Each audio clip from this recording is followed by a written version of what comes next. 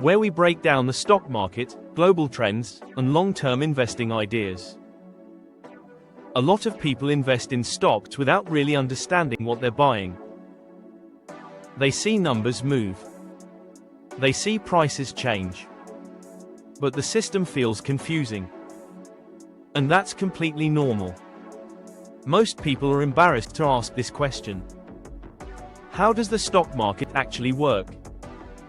In this video, we're breaking it down in simple terms.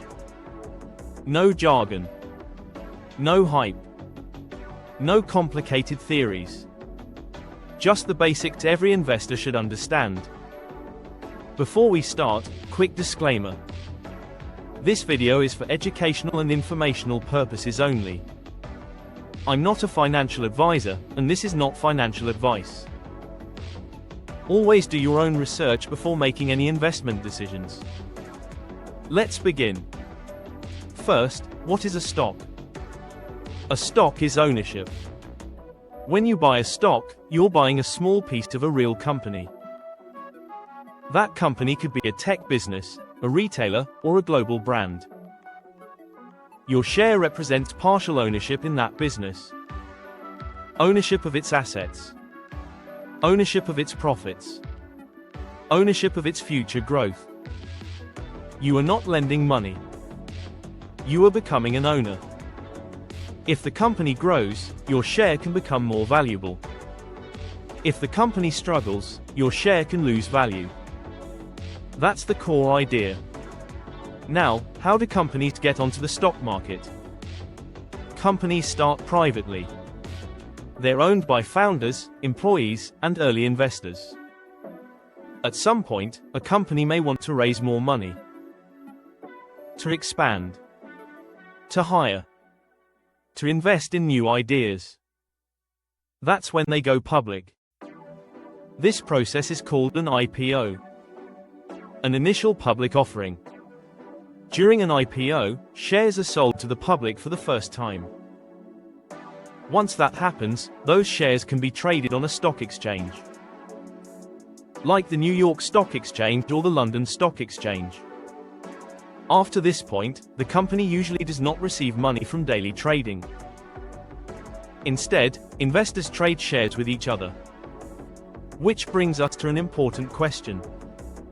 Why do stock prices change every day? Stock prices move because of supply and demand. If more people want to buy a stock than sell it, the price rises. If more people want to sell than buy it, the price falls. That's it. No mystery. But what affects demand? News. Earnings reports. Interest rates. Economic data. Even expectations. Sometimes prices move before anything actually happens. That's because markets look forward. Prices reflect what investors think will happen next, not just what's happening now. This is why markets can feel emotional. Fear and optimism drive short-term movement. Now let's talk about who is actually buying and selling stocks. It's not just professionals. There are individual investors. People investing their own money. There are pension funds, managing retirement savings. There are mutual funds and ETFs. There are hedge funds and large institutions. There are also computers, algorithms that trade automatically in milliseconds. Each group has a different goal. Some investors hold stocks for decades. Some hold them for days. Some hold them for minutes. This mix of strategies creates daily price movement. Now let's clear up a common misunderstanding. The stock market is not the economy.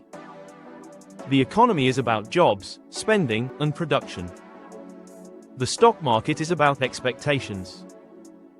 That's why markets can rise even when the economy struggles, and fall even when things feel fine.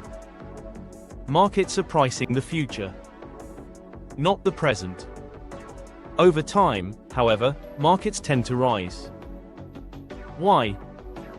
Because companies grow. They innovate. They improve efficiency.